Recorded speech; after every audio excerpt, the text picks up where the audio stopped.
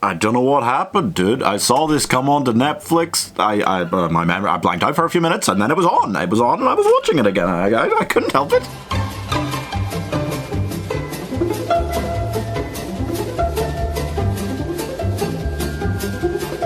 It's the kind of film that got so hyped up when it came out that I went to see it in cinemas, but like my expectations were like so high. I thought it was going to be the best animated movie ever, and I came out like slightly disappointed. You know, I really enjoyed it.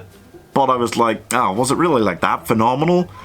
And then, recently it came onto Netflix here, and I went and watched it again, and I came out and went, oh, I get it now. I didn't get it until now. And I did really want to rewatch it to go, was it my over expectations, or did I just not like love it that much, something about it, you know? No, I watched it again and I fully went, oh. Yeah, man, I fucking love Spider-Verse now. So let's run it through one final time, guys, okay? Miles Morales is a teenager living in a world where Spider-Man is huge. He's the biggest thing since ever. Yeah, and he's got his own Christmas album, he's got his own, you know, lunchboxes, dinner plates, comics, he's got comics, everything, you know. Then Miles gets bitten by a chicken little radioactive spider, and suddenly he's got the powers of Spider-Man, and he goes to seek out the, you know, Peter Parker Spider-Man so that he can learn from Peter Parker Spider-Man, and the Peter Parker Spider-Man gets killed by Kingpin, and and that's a whole, wow, okay. But because of the machine that Kingpin built to bring back his family who is dead because of a thing that happened, he accidentally brings through all of these spider people from other universes and dimensions, and now Miles has got to help them all out. There is an older Peter Parker who is more Jake Johnson-y. There's also Gwen Stacy, Spider-Woman, Spider-Gwen. I think Spider-Gwen's really pretty, and I think she's really cute, and I think she's really attractive, and she's a very attractive animated character, but only for animated character. I wouldn't think about her in that way. She's an animated character. She's really a teenager. She's weird anyway.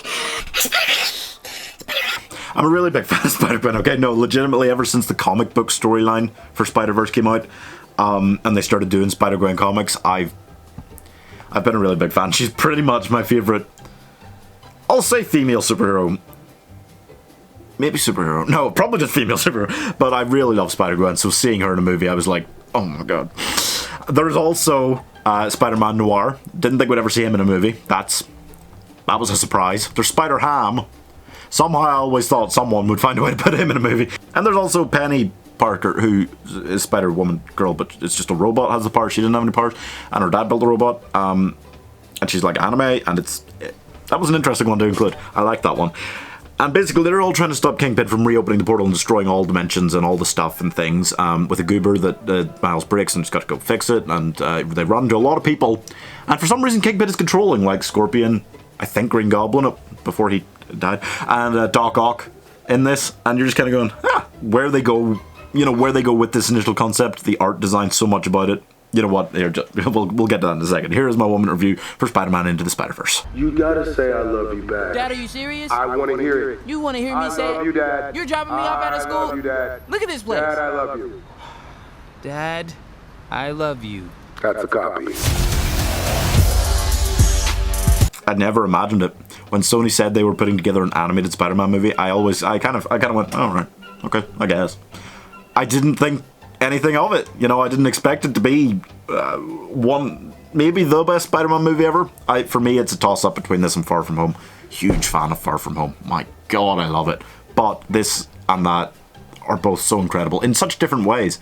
I think this was probably the closest a movie has ever been to being a comic book, to being an actual comic book, and that was very bold to go for. It feels like heroic fantasy in the best way, and too often comic booky films miss out on the intricacies of that kind of subgenre when they really could go for it. But, for being such a heroic fantasy style film, it's incredible how much it managed to be like one of the funniest superhero films in years as well. I'm giving Into the Spider-Verse 84 out of 100, but it's the kind of film that I watched it 2 days ago and give it that mark, up from where it was before.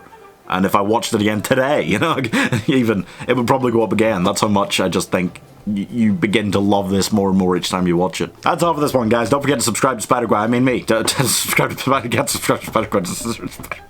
Stupid. So stupid.